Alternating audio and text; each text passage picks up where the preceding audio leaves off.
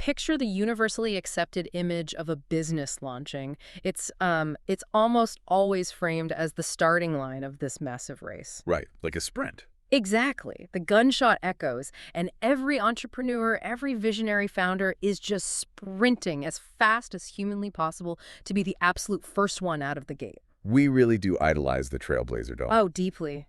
We worship the first mover. There is this completely ingrained cultural belief that if you can just, get there first, plant your flag in untouched soil, and create a brand new market out of thin air, you win the game. Yeah, the romance of the pioneer is a super powerful narrative. I mean, people love the mythology of a lone genius staring into the void and somehow manifesting a completely new human behavior. Just by sheer force of will and like a really slick pitch deck. Exactly. A good pitch deck goes a long way in that fantasy. But the reality, when you actually look at the economic graveyard of those pioneers, it tells a completely different story.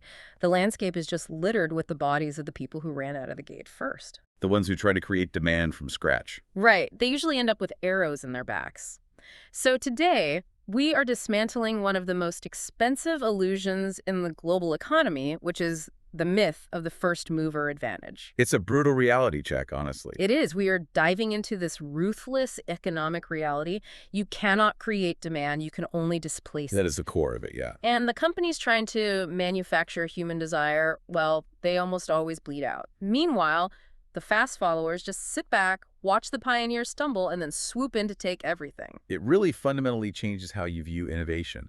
And to pull this apart today, we are using some incredibly comprehensive business frameworks from the startup planes ecosystem. Founded by Dr. Shishir Gupta, right? Yes, exactly. We're looking at Dr. Gupta's work alongside basically a century of historical tech case studies and some really rigorous economic models on pricing, elasticity, and market obsolescence. So for you listening, think of this deep dive as a shortcut. It's a shortcut to understanding the invisible economic currents that dictate the products you use every single day. And maybe more urgently, the products you are about to lose forever. Oh, absolutely. Because by the year 2030, this relentless force of demand displacement is going to wipe out 50 everyday products you probably have in your house right now. It's happening faster than people realize. It really is. But to understand how things die, we first have to understand why people buy anything at all. Going back to the absolute basics. Exactly. The root of the pioneer's death sentence usually stems from confusing a fundamental human need with a market demand. Yes. Marketing departments burn billions of dollars convinced they are creating needs. But the Starting Planes framework breaks this down into a strict triad, right? Need, want, and demand. Let's ground this in the biology first. Biology is actually the perfect place to start. So a need is a basic state of felt deprivation. It's universal. It's fixed across all of humanity, and it's entirely non-negotiable over the long term. So like Abraham Maslow's hierarchy of needs. Exactly. The foundational layer is physiological. Yeah. If you are physically dehydrated, your body requires fluid intake. You need hydration to survive. Right, like no corporation invented thirst. No, definitely not. Coca-Cola didn't sit in a boardroom in 1886 and just invent the human biological requirement for liquids. It's exactly the opposite.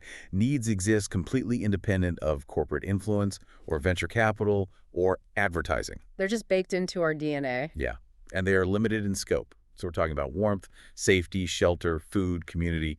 You simply cannot create a new fundamental need. Okay, so I can't create a need. What is marketing actually doing? What you can do is shape the second tier of the triad, which is the want. A want occurs when that fundamental biological need is directed toward a specific object that can satisfy it. Okay, I think I get it. So my underlying need is hydration. My cells are literally crying out for water. Right. But the want is what my brain decides will fix that problem. Precisely. And that want is heavily shaped by your culture, your society, your peers, and yes, heavily by marketing. So I have a universal need for hydration, but I specifically want like a cold, branded, sparkling electrolyte beverage in a sleek aluminum can. Exactly. And wants, unlike needs, are virtually infinite. They are highly fluid. Because they change based on where you are. Yeah. Someone in one culture satisfies their need for sustenance by wanting a bowl of rice and lentils, while someone in another culture wants a double cheeseburger. The underlying need is just calories. Okay, I have to push back here, though. Go for it. Let's look at Apple. Look at Steve Jobs. Nobody needed an iPad in 2010. That's true. Right, we had laptops, we had smartphones. The iPad kind of sat right in the middle, solving a problem nobody really knew they had. It was a huge gamble. Yeah, and Steve Jobs famously said, people don't know what they want until you show it to them. Didn't he literally manifest that demand out of thin air through just like sheer marketing force? Doesn't that break the rule? It is a brilliant example, but it actually proves the rule rather than breaking it. Wait, really? How? Because Steve Jobs did not create a new need. Humans have a fundamental ancient need for entertainment, for social connection, and for information consumption. Okay, fair. We've always wanted stories and news. Right. And before the iPad, how did people do that? They read physical magazines on the couch, or they awkwardly balanced these hot, heavy laptops on their knees to browse the web while watching TV. Oh man, I remember the burning laptop on the legs. That was the worst. Exactly. The need to consume media comfortably in a relaxed posture already existed. Jobs just shaped the want. So he didn't invent the desire. No, he introduced a frictionless sheet of glass that served that existing need 10 times better than a burning laptop or a paper magazine. He displaced the magazine. He didn't invent the desire to be entertained. Oh, wow. That makes a lot of sense. The underlying river of human behavior was already flowing. He just built a better boat for it. That's a great way to put it. Which brings us to the most dangerous trap for any business. Because a want is not a demand. And that's where startups die, right? Founders confuse the two. Constantly. In strict economic terms, a want only becomes demand when two incredibly rigorous conditions are met. Okay, what's the first one? First is the ability to pay. This is raw purchasing power. Does the consumer have the liquid cash, the credit line, or the capital allocation to afford this? Right, if they're broke, it doesn't matter how much they want it. Exactly. And second is willingness to pay. This is active, immediate intent. Are they willing to exchange those hard-earned resources for your specific product at your specific price point today? I always think about a luxury sports car with this concept. Oh, the Ferrari analogy. Yeah. Millions of people want a Ferrari. The Yeah. posters are on the walls in teenage bedrooms all over the world. The want is massive. Universal almost. Right. But the actual economic demand for a new Ferrari in a specific city on a specific Tuesday might literally be two people. Because they're the only ones who meet both conditions. Exactly. It's just the two individuals who possess both the $300,000 in liquid capital and the immediate intent to walk into the dealership and sign the contract today. The math is literal here. Demand equals want, plus ability to pay, plus willingness to pay. Take away the ability to pay, and it is a wish. And take away the willingness to pay, and it is just a passing curiosity. And you cannot build a sustainable business on wishes or curiosities. You really can't.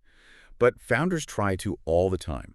When early-stage companies run surveys and focus groups, people often say, oh, I love that idea. I would totally use that. Oh, I've done that. You want to be polite to the person asking. Right.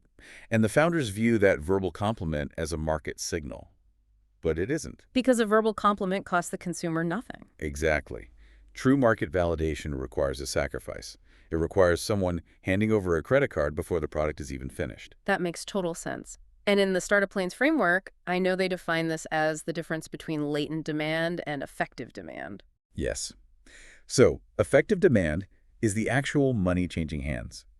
It is the recorded transactions happening in the market today at current price points. It's the receipts. It's the receipts. Right. Latent demand, on the other hand, is a desire that exists in a dormant, uncaptured state. Meaning the consumers have the underlying need and they have the money, but the demand isn't converting. Right. Because the right product doesn't exist yet, or the current options are priced way too high, or the experience is just agonizingly frustrating. I always think about urban transport before ride-hailing apps like Uber or Lyft came along. Oh, that is the perfect illustration of latent demand. Like you would stand on a street corner in the freezing rain, just frantically waving your arm in the air, hoping an empty yellow cab happened to drive down your specific avenue. And if they didn't, you had to call a dispatch company. And they would say, oh, a car will be there in 20 to 40 minutes with absolutely zero tracking. The friction was unbearable. But the need to get from point A to point B was always there. The willingness to pay a premium for a private car was there. Right. But the dispatch and hailing experience was so full of friction that much of the demand remained latent.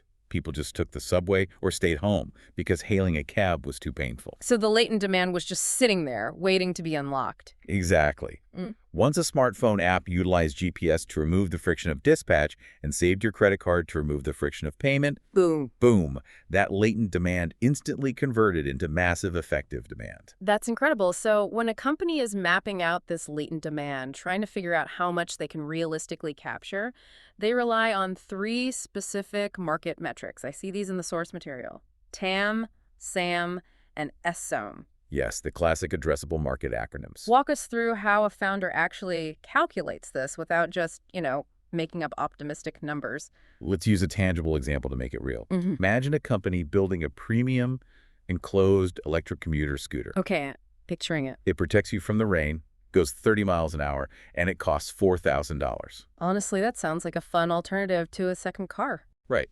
So first you have TAM, your total addressable market. This is the theoretical maximum. Like in a perfect world. Exactly. Okay. If your company captured 100% of global demand for this category with zero competition and infinite manufacturing capacity, what is the revenue? So for this scooter, the TAM might be every single urban commuter in the entire world. Right.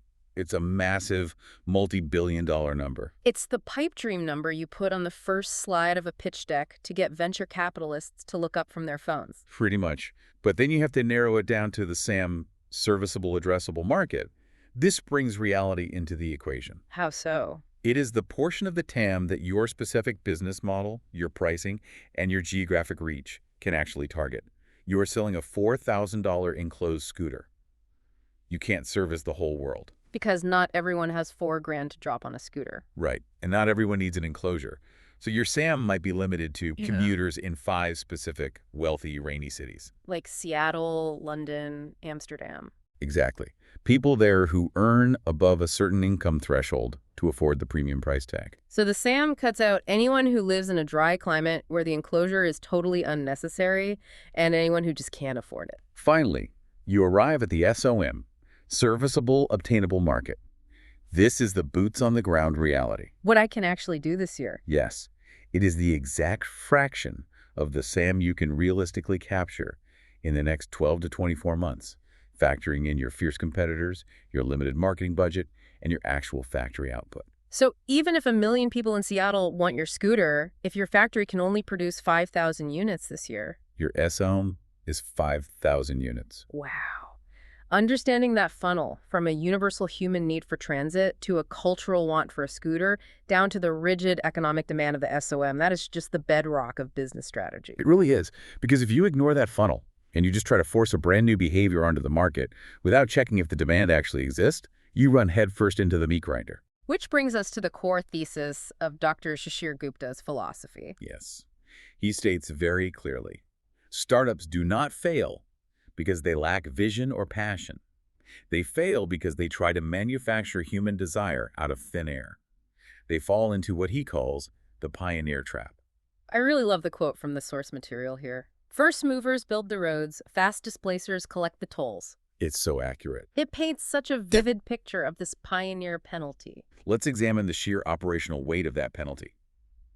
When you are the first mover, the absolute pioneer of a novel category, you are burdened with the immense, crushing cost of market education. Because nobody knows what you're doing. Exactly. You are not just selling a product, you are forced to spend massive amounts of your own venture capital just to teach consumers that they even have a problem in the first place.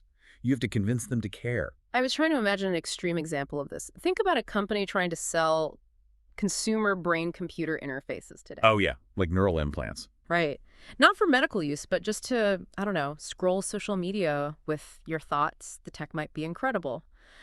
But as a founder, if I have to spend 90% of my marketing budget just convincing people that touching their phone screen is a problem worth drilling a chip into their skull to solve, Your burn rate is going to be astronomical. I'm basically paying to educate the world. And that's exactly it. If your go-to-market strategy requires a consumer to change their core values, or if it requires a chief financial officer to invent a brand new spending category in their corporate budget that literally didn't exist yesterday, the friction is almost insurmountable. You were taking the arrows in the back. You're taking the arrows. You're fighting the early, expensive regulatory battles. You're building unoptimized, clunky infrastructure. You're making every expensive mistake possible. And while the pioneer is bleeding out on the battlefield, doing all the heavy lifting, what are the fast followers doing? They are just sitting on a hill with a pair of binoculars. They're just watching. They observe the latent demand the pioneer uncovered but couldn't efficiently capture.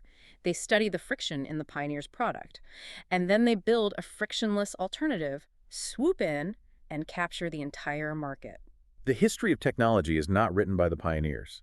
It is written by the fast followers who mastered demand displacement. We can look at the receipts across almost every major sector, honestly, starting with the internet's most foundational tool, search engines. This one blows my mind because people treat Google like they invented the concept of typing a question into a box. They really didn't. Google launched in late 1998. By that point, the search engine market was already incredibly crowded. We had Archie back in 1990, we had Webcrawler, we had Lycos, Ask Jeeves, Yahoo Directory, and AltaVista. AltaVista is the perfect example of the pioneer penalty. So in the mid-90s, the early search engines relied purely on keyword frequency. Oh, I remember this. If you type the word bicycle into AltaVista, the crawler just scanned the web for pages that used the word bicycle the most times. Which immediately led to the worst user experience possible. Absolutely terrible. Because if I'm a spammer trying to sell fake watches, I would just program a website that had the word bicycle printed 10,000 times. In invisible white text on a white background. Yes. And the engine would think my spam site was the most relevant bicycle resource on the planet. So the friction for the user was incredibly high. You had to sift through pages of absolute garbage to find a single relevant link. So Google comes along. They didn't have to teach people how to search the internet. No. The demand for information retrieval was massive and well established. Larry Page and Sergey Brin just watched the pioneers fail at quality control. So they built a displacement engine. PageRank. Instead of counting words, they counted links. Exactly. They treated backlinks like academic citations. If a highly trusted university website linked to a page about bicycles, that page received a massive boost in authority. And if a spam site had no reputable sites linking to it, It sank to the bottom. Gone. Oh. Google offered vastly superior precision, wrapped in a minimal, entirely clean white interface that loaded instantly on slow dial-up connections. Right, because dial-up was so painful. They didn't create the demand for search. They displaced the frustrating, spam-filled habits associated with AltaVista. The social media landscape is exactly the same, isn't it? Facebook wasn't a pioneer at all. 6 Degrees existed in 1997. Friendster launched in 2002. MySpace completely dominated in 2003. But Friendster suffered from catastrophic server latency. The site would regularly crash because they couldn't handle the database load of social graphs. Oh, waiting for those pages to load was a nightmare. The friction of waiting 2 minutes for a profile to load drove users insane. So then MySpace came along and solved the server issue, but they introduced interface friction. The custom HTML. Yes, they allowed users to inject custom HTML into their profiles, resulting in flashing neon backgrounds, auto-playing heavy music files, and completely illegible pages. Oh, it was chaos. Just pure visual chaos. So Facebook, launching in 2004, just observed all of this. Mark Zuckerberg didn't invent social networking. He just offered a clean, standardized, blue and white walled garden. No custom HTML, no flashing backgrounds, real names only. It displaced the chaotic friction of MySpace. Hardware tells the exact same story. Apple is frequently hailed as the ultimate pioneer of consumer electronics, but Apple is actually the greatest master of demand displacement in corporate history. Let's talk about the iPod, because the iPod was absolutely not the first MP3 player. Not even close. I remember the early days of digital music. We had the Iger Labs MP-Man F10 in 1998. We had the Diamond Rio. But the MP-Man F10 cost hundreds of dollars. Sure. It held maybe 8 songs, and the user experience was a nightmare. You had to connect it to a desktop computer using a massive, slow, parallel port cable. Ugh, parallel ports. You had to install custom drivers from a CD-ROM. The transfer process took forever. Those hardware pioneers paid the massive penalty. They fought the music industry on copyright lawsuits. They convinced early adopters that digital files were even the future. And Apple just waited. They just waited. In 2001, Steve Jobs introduced the iPod. He didn't have to explain the concept of digital music. He just eliminated the friction. He used FireWire instead of parallel ports for lightning-fast transfers. He introduced iTunes to completely seamlessly organize the files. Yeah. And he added the click wheel to easily scroll through hundreds of songs. 1,000 songs in your pocket. He displaced the clunky pioneers with a beautiful aqueduct. And the iPhone followed the exact same playbook, didn't it? It did. Apple did not invent the smartphone. People forget that. They really do. Yeah. The IBM Simon introduced touchscreen PDA features in 1994. The Palm Pilot normalized portable digital calendars. And BlackBerry completely dominated mobile email in the 2000s. It's actually hilarious looking back at the iPhone launch in 2007. The competitors literally mocked Apple. Steve Ballmer's reaction is legendary. Yes. The CEO of Microsoft at the time, he famously laughed at the iPhone on camera. He said it would never appeal to business customers because it didn't have a physical plastic keyboard. Which shows he fundamentally misunderstood the demand. The underlying demand wasn't for a better physical keyboard. The demand was for a portable, connected computer. People wanted the full internet in their pocket. And BlackBerry's physical keyboard took up half the device's real estate. Exactly. It restricted the screen size and made web browsing a claustrophobic, miserable experience. Apple intercepted that latent demand. By replacing the static plastic keys with a multi-touch glass screen, the keyboard only appeared when you needed to type and disappeared when you wanted to watch a video or view a web page. They displaced the friction of carrying a separate phone, a separate iPod, and a separate digital camera by merging them into one dynamic slab of glass. And this pattern isn't just an American tech phenomenon, by the way. It scales globally. Like WeChat in China. Look at Tencent's WeChat. Tencent didn't invent interpersonal communication. They looked at the existing behaviors of 1 billion people. Consumers were sending traditional telecom SMS text messages, and they were using physical cash for daily transactions at street vendors. So what did WeChat do? WeChat built a displacement engine that embedded internet-based messaging and QR code peer-to-peer payments into a single, seamless interface. So they bypassed the telecom carrier's SMS fees altogether? Yes. And they virtually eliminated the need for physical wallets, displacing both legacy industries simultaneously. Or look at Zoom. When the pandemic hit, everyone acted like video conferencing was a new invention. WebEx and Skype had been around for years. But the friction was terrible. With WebEx, you often had to download weird browser plugins, find the right meeting ID, deal with audio lag. And fun fact, Eric Yuan, the founder of Zoom, actually used to work at WebEx. Wait, really? Yes. He left because he realized the underlying architecture was too clunky. He built Zoom with a singular focus on removing latency and making the installation process as frictionless as clicking a single link. So when the world suddenly needed remote work, Zoom displaced the legacy tools simply by being faster and more reliable. Even Netflix operates on this principle. Reed Hastings didn't create the human desire to watch movies at home. Billions of dollars were already flowing into Blockbuster Video and premium cable TV subscriptions. Right. The behavior was very well established. Netflix merely executed a two-stage displacement strategy. First, they displaced the friction of driving to the video store, wandering the aisles, and paying late fees by offering mail-order DVDs. Oh, I miss the red envelopes sometimes. Then, as broadband improved, they displaced the friction of waiting 2 days for the mail by offering on-demand digital streaming. They intercepted the existing rushing river of consumer leisure time and just dug a smoother channel for it to flow through. This brings us to a really vital mechanical concept from the Startup-Planes framework, the friction wedge. We've talked about it conceptually, but how does a business actually execute this? The friction wedge is the tactical mechanism of demand displacement. You start by refusing to ask the consumer to create a new spending category.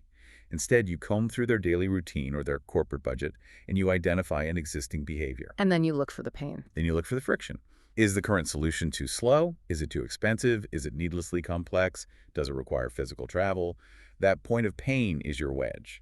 So once you identify that pain point, you build what they call the displacement engine. And the rule here is that this new product must offer a 10x better operational alternative, right? It has to be 10x.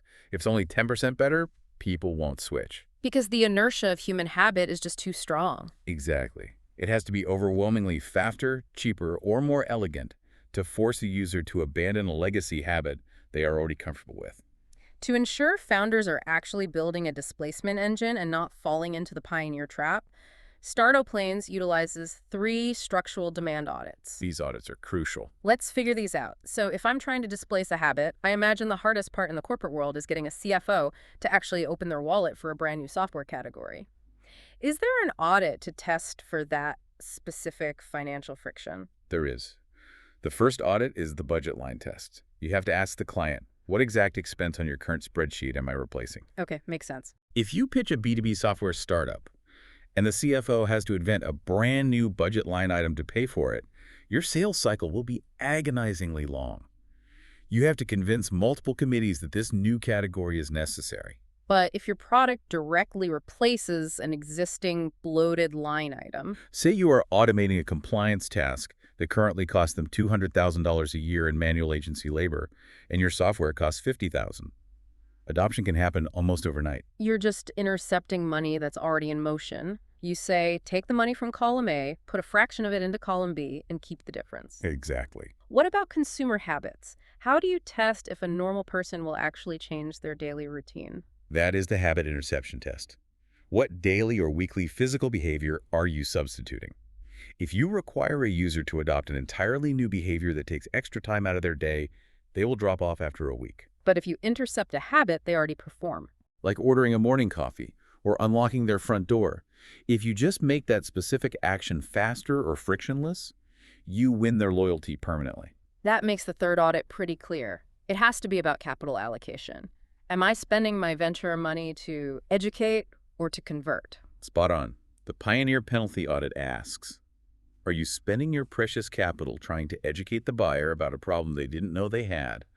Or are you spending your capital converting active demand from buyers who are already incredibly frustrated with their current solution and are actively searching for an alternative? It's a fundamental shift in perspective, and once you've successfully deployed that wedge, once you've intercepted that river of demand and diverted it into your aqueduct, the most powerful tool you have to control the flow of that water is price. Price is everything. The economics of pricing is where the theoretical framework of demand meets the brutal reality of the balance sheet.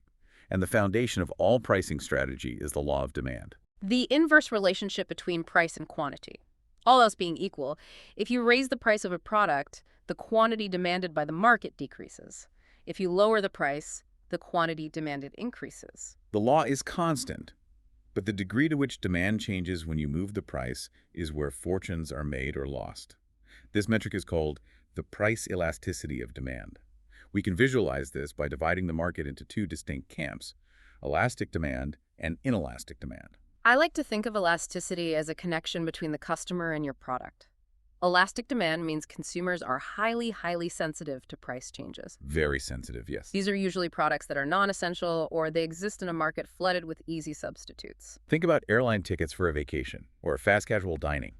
If your local coffee shop suddenly raises the price of a standard latte from $4 to $7 overnight, what happens? The rubber band snaps. My demand is highly elastic. The connection is weak. I will immediately walk across the street to a cheaper brand, or I will just buy a bag of beans and make it at home.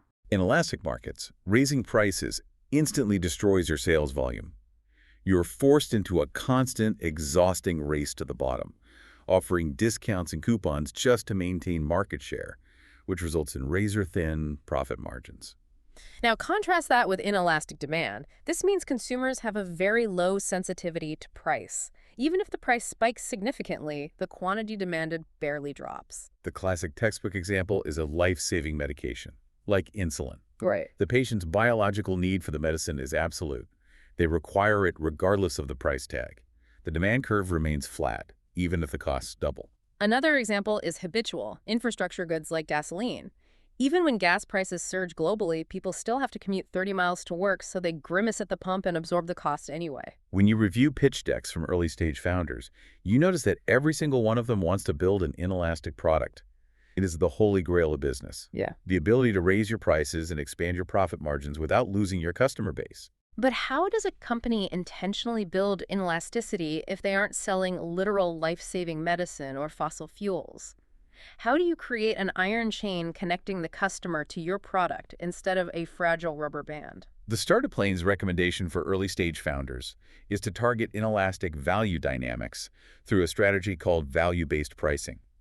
You do not build inelasticity by selling a generic commodity. So what do you do? You build it by embedding your product so deeply into a customer's workflow or daily life that the switching costs become impossibly high. Give us a real-world scenario of an iron chain in business. Consider core enterprise ERP software. Systems like SAP or Oracle. Okay. Once a massive Fortune 500 corporation integrates your database platform to run their global supply chain, their human resources, and their daily financial operations, you are the central nervous system of the company. You're completely entrenched. Ripping your software out and switching to a cheaper competitor would take 2 years. It would cost them tens of millions of dollars in operational downtime, data migration, and retraining 10,000 employees. So the friction of leaving is astronomically higher than the pain of a price increase. Exactly. The chain is forged in iron. If Oracle raises their annual subscription price by 15%, the corporation might grumble, but they are not going to churn. You have successfully created an inelastic moat. That's powerful. The other method is by proving undeniable, quantifiable return on investment. If your specialized B2B logistics software costs $10,000 a year, but the analytics dashboard definitively proves that it saves the client $150,000 in wasted shipping costs, you are delivering a 15x return. Right, the math does itself. If you hike the price to $20,000 next year, it is still a massive net positive for the client. They won't leave. You anchor the price to the sheer value it delivers, not to what it costs you to write the code. But even with a perfect displacement engine and an inelastic moat, companies are still at the mercy of outside forces, macro factors. Sometimes demand isn't dictated by the brilliance of the product, but by the world suddenly turning upside down. Exogenous shocks. Massive, unpredictable global events can create immediate demand shifts that override all standard modeling. The most stark example in recent history, highlighted in the sources, is the biotech sector during the COVID-19 pandemic, specifically BioNTech and Pfizer. It's an incredible story. BioNTech actually designed the sequence for their original mRNA vaccine candidate over a single weekend in January 2020. That is wild, long before the general public understood it was going to be a global pandemic. Yes.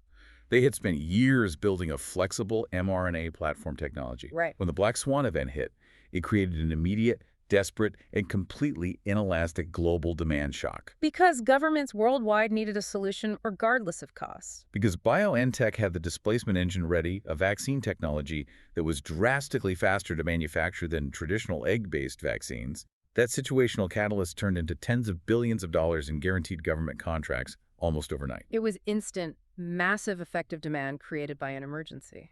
But on the flip side of that coin, macroeconomic factors can destroy demand just as rapidly as they create it.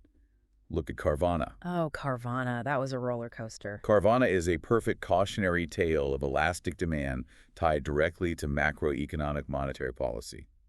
During 2020 and 2021, global central banks slashed interest rates to near zero. This created an environment of ultra-cheap credit. Consumers suddenly had massive purchasing power.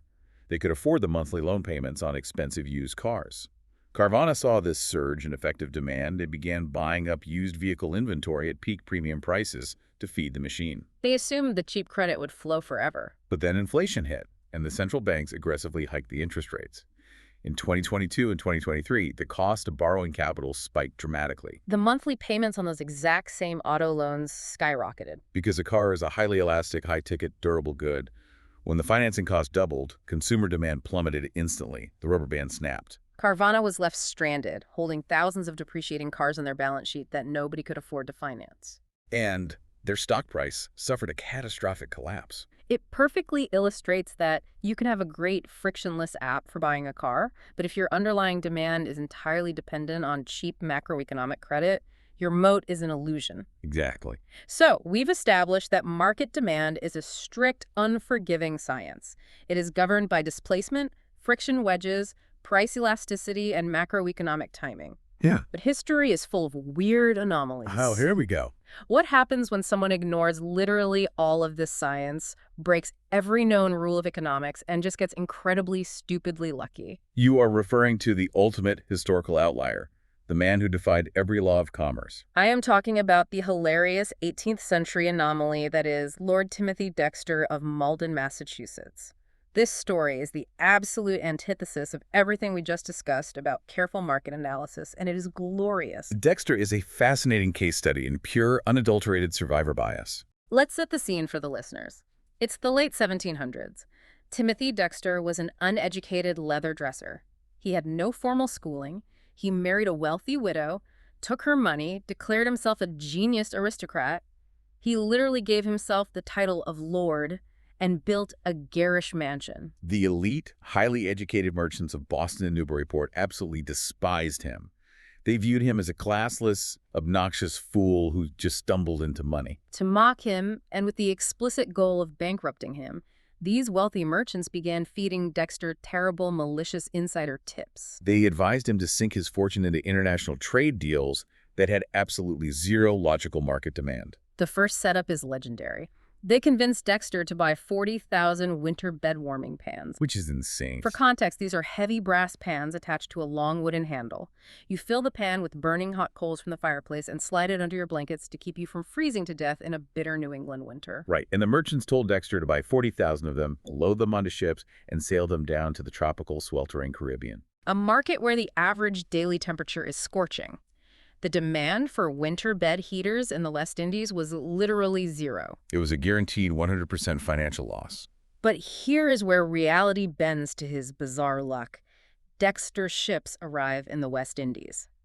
The locals obviously look at these bed warmers like he's insane, but the owners of the local sugar and molasses plantations walk down to the docks. And they see something completely different. They look at these heavy brass pans with long wooden handles, and they realize, wait a minute, if you take the lid off, these are the absolute perfect ladles for boiling large vats of sugarcane syrup. He accidentally intercepted a completely unrelated vein of latent demand. He didn't sell them as bed warmers. His captains sold them as industrial molasses ladles. He cleared his entire inventory at a massive markup and returned to Massachusetts richer than ever, much to the fury of the merchants. So the merchants try again. This time, they tell him to ship a massive fleet of coal to Newcastle, England.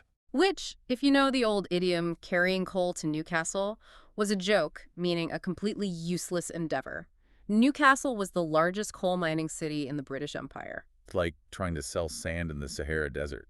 But the timing of his arrival was historically improbable. Just as Dexter's heavily laden ships sailed into the port of Newcastle, the local coal miners initiated an unprecedented, massive labor strike. The local supply of coal instantly dropped to zero. But the population's demand to heat their homes was still sky high. Dexter's fleet was the only available coal in the entire city. He sold his cargo at astronomical premium prices and doubled his fortune again. It didn't stop there. Someone jokingly told him to ship stray New England alley cats to the Caribbean. Wait, really? Cats? He shipped thousands of cats. When they arrived, the islands were suffering a catastrophic plague of rats destroying the crops. The local governors bought every single cat for pest control. That is unbelievable. Later, a merchant tricked him into hoarding all the useless whalebone he could find. Almost immediately, French fashion trends shifted globally to demand wider corsets, requiring massive amounts of whalebone. Dexter suddenly held a global monopoly and set his own prices. It is the most extreme example of survivor bias in economic history. I bring this up because it highlights the difference between strategy and luck. This guy didn't understand demand displacement. He didn't run a pioneer penalty audit. Reality just seemingly accommodated his ignorance. He is the comedic exception that proves the rigid rule. Dexter won through sheer chaotic luck. He accidentally stumbled backwards into latent demand. But the vital takeaway for anyone operating in the modern economy is this: you cannot build a business on blind luck. You cannot ship warming pans to the tropics and pray for a molasses boom. The global market is too efficient now. You have to look at the data. You have to actively analyze where technology is currently deploying friction wedges to displace existing habits. Which brings us perfectly to the present day and the future. If demand displacement is the unbreakable law of the market, what is currently being displaced right in front of our eyes? What is about to vanish from our lives entirely? The sources we are using synthesize a fascinating data-driven projection of 50 everyday products and behaviors that are expected to hit virtually zero commercial consumer demand by the year 2030, entirely due to friction displacement. 2030 is right around the corner. Let's walk through this not just as a list, but as a narrative of how our daily routines are fundamentally shifting. Let's imagine waking up on a typical morning in 2030 and looking at how the friction has been erased. It starts before you even leave your house, with the complete death of physical security. The need to secure our homes and our digital identities is a constant human requirement. But the tools we use, passwords and jagged pieces of metal, are archaic, high-friction wedges. I don't think a single person on Earth will mourn the death of the password. But how exactly are they dying? The cognitive friction of passwords is unsustainable. We're required to memorize dozens of complex strings of characters. They get forgotten. They require agonizing multi-step reset loops. And they are constantly compromised in server-side data breaches. They are currently being rapidly displaced by passkeys. Break down the mechanism of a passkey for us. How does it remove the friction? Passkeys utilize the FIDO2 standard. Instead of a password that lives on a server waiting to be stolen, your device, your phone or laptop, generates a unique cryptographic key pair. Okay, so it stays on the device. The private key never leaves your device's secure hardware enclave. When you want to log into a website, you simply use the biometric authentication you already used to unlock your phone, like Face ID or a fingerprint. So no piping at all. Exactly. The device confirms your identity locally and completes a cryptographic handshake with the website. No typing, no resetting, no server breaches. It is a faster, entirely frictionless highway for security. And what about the physical realm? The metal house keys jingling in our pockets. Displaced by a technology called ultra-wideband, or UWB. Historically, people tried to replace keys with Bluetooth smart locks, but Bluetooth relies on signal strength, which is easily hacked by thieves using relay devices to trick the door into thinking you are nearby. UWB is different. UWB uses radio pulses to calculate the exact time of flight of the signal at the speed of light. The lock knows precisely, down to the centimeter, exactly how far your phone is from the door. Wow. As you walk up, the door securely unlocks itself without you ever breaking stride or fumbling in your pockets. The underlying need for a locked door remains, but the friction of the metal key is eradicated. So you walk out of your securely locked house and you head to a coffee shop. This brings us to the next massive shift, the cashless and cardless economy. We're witnessing the final days of physical plastic credit and debit cards, paper checks, and physical currency bills and coins. Let's talk about the mechanics of this, because swiping a credit card doesn't feel like high friction to most people today. It doesn't feel like high friction until you experience the alternative. Physical plastic cards have magnetic stripes that degrade, chips that fail to read, and numbers that get stolen by skimmers. Furthermore, the merchant has to pay processing fees for the clunky legacy network. So what's displacing them? Physical cards are being displaced by biometric tap-to-pay using smartphone NFC chips and integrated digital wallets. But the bigger revolution is behind the scenes, displacing the paper check and the delayed bank transfer. Right, waiting 3 business days for a check to clear feels insane in a world where data moves at the speed of light. Paper checks suffer from manual processing friction and high fraud rates. They're being wiped out by real-time digital settlement rails. In the United States, the Federal Reserve launched FedNow. In India, they have UPI. And these settle instantly. These systems bypass the legacy, multi-day clearinghouses. You send money, and it settles in the recipient's account in 3 seconds, 24/7. And physical cash. Paper bills. Physical currency carries massive logistical friction. It requires armored trucks, armed guards, physical vault storage, and high minting costs. It is being rapidly displaced by fully cashless retail ecosystems, think Amazon Go stores where you just walk out with the items, and the imminent rise of central bank digital currencies. The fundamental human need to exchange value for goods doesn't change. The medium of exchange just sheds its physical weight. Exactly. It is wild to realize that by 2030, handing a cashier a piece of plastic with raised numbers on it is going to feel as archaic as handing them a floppy disk. So, you have your coffee, you paid with a biometric lance, and now you start your commute. This leads into the environmental obsolescence wave. This is a fascinating area because the displacement isn't just driven by market forces. It is driven by government policy acting as the ultimate friction wedge. By 2030, in many major markets, we will see the obsolescence of pure gasoline and diesel consumer cars, single-use plastic shopping bags, non-recyclable coffee pods, and disposable plastic water bottles. The sources connect this back to historical bans. We've actually lived through policy-driven displacement many times before. Precisely. Think about lead-based paint, or CFC refrigerants in aerosol cans that were destroying the ozone layer, or leaded gasoline. When a government mandates a ban due to proven toxicity or severe environmental damage, the legacy product hits zero demand instantly. So ICE vehicles are facing that now. Internal combustion engine vehicles are facing strict government sales bans starting in 2030 and 2035 in various regions. Simultaneously, battery technology is reaching price parity with gasoline engines, making electric and hybrid powertrains the clear displacement engine. The toxic friction of tailpipe emissions is being regulated out of the market. And on a smaller scale, single-use plastics are facing the same fate. Biodegradable packaging, mycelium foam, and circular economy mandates are displacing the plastic bag and the plastic water bottle. The need to commute to work or carry groceries home remains untouched. The environmental friction of how we achieve those needs is simply being removed. Exactly. And as you commute in that electric vehicle, you notice another category vanishing: clunky, standalone tech, and media hardware. This includes things like standalone GPS dash units, physical game disks, DVDs, and USB flash drives. Think about the GPS unit you use to suction cup to your windshield. You had to plug it into the cigarette lighter and pay to update the maps. That friction was entirely displaced by smartphones, running Google Maps or Apple CarPlay. But by 2030, even the dashboard screen will feel clunky, right?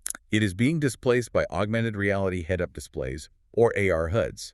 The navigation arrows and speed limits will be projected directly into the polymer of your windshield, overlaying the real world without you having to take your eyes off the road. And when you get home from that commute to relax in the evening, the media landscape is completely unrecognizable from a decade ago. The traditional cable TV set-top box, the physical hardware you had to rent for $15 a month from a telecom company, is dead. It is being displaced by Dynamic Fast Streams, which stands for free ad-supported streaming TV integrated directly into the television's smart hub. The migration of live sports to streaming platforms removes the final tether to legacy cable hardware. Physical game discs and DVDs are going the exact way of the VHS tape. Why drive to a store to buy a plastic disc when you can directly download the game? Or, better yet, use cloud gaming to stream the rendering power directly from a server farm. And the USB flash drive, I can't remember the last time I used one. They are entirely redundant. When the infrastructure upgrades to ubiquitous multi-gigabit 6G cellular networks and Wi-Fi 7, transferring files via a physical stick of memory is incredibly slow compared to instant cloud edge storage synchronization. If you zoom out and look at this entire picture, from the passkey to the AR windshield to the digital dollar, the core theory holds perfectly. The human needs are static. We still need security. We still need a medium of exchange. We still need transportation. We still need entertainment. The friction is simply being sanded away by fast followers. A biometric tap is just a smoother, faster highway than digging through a leather wallet. We seamlessly adapt to the lack of friction, and we never look back. Nobody's nostalgic for dialing up on a 56K modem, enduring that screeching digital noise, and waiting 3 minutes for a single image to load. Nobody genuinely misses hunting for a public payphone in the rain because their car broke down. We adopt the displacement engine, our lives become easier, and we instantly forget the pioneer ever existed. The market rewards brutal efficiency, not sentimentality. Let's bring all of this together. The first mover advantage is, in most cases, a dangerous myth that leads founders directly into the pioneer penalty. You cannot manufacture human desire. You cannot create effective demand out of thin air without spending an absolute fortune trying to educate a market that doesn't want to listen to you. You can only displace it. Success lies in finding the existing river of human attention, capital, and behavior. You carefully observe that river to find the rocks, the rapids, the choke points, the friction, and then you build a smoother, faster, cheaper channel for that water to flow through. The ultimate winners are the fast followers. They are the ones with the patience to watch the pioneers stumble, learn from the unoptimized infrastructure, and build a superior displacement engine. It's how Google displaced AltaVista spam. It's how Apple displaced the clunky MP3 players. It's how real-time digital settlement is displacing the paper check. It is a fundamental law of economic gravity. So whether you are building a company, investing in a startup, or just trying to navigate where your industry is heading over the next decade, you must ask yourself one question. Are they trying to dig a brand new river in the middle of a desert, or are they simply diverting an existing powerful current? I love that framework. And to leave you with a final thought to mull over, I want you to try a little exercise tomorrow morning. Look really closely at your own daily routine, from the moment you wake up through your commute, your meetings, and how you pay for your lunch. Keep your eye on that exact point of friction. I want you to actively identify the most annoying, clunky, high-friction habit you still tolerate. Think about the specific task that makes you sigh in frustration, but you do it anyway simply because that's just how the system works. Because right now, somewhere in a lab or a startup incubator, there is a fast follower building the displacement engine that is going to make that exact habit obsolete before you even realize it's gone.